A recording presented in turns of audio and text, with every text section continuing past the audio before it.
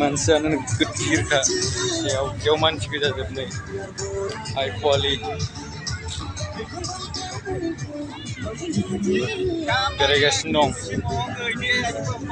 फुरा मानसि मोजां मोजां सिख्लाफ्रालाय आयौ बरिया साफा साफा खालाय साफा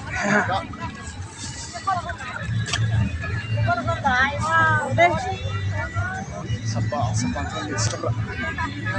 आयौ साफा साफा जाजोब नै थांनोसै ओंखारबाय जोङो बेसेबां नायबावनोब्रा आंगायजोब्बायसो नायै हनै गासिबो नायनाय मानि साफा गोजाजोब सिख्लाफ्रा आसोल गोजासो बरिया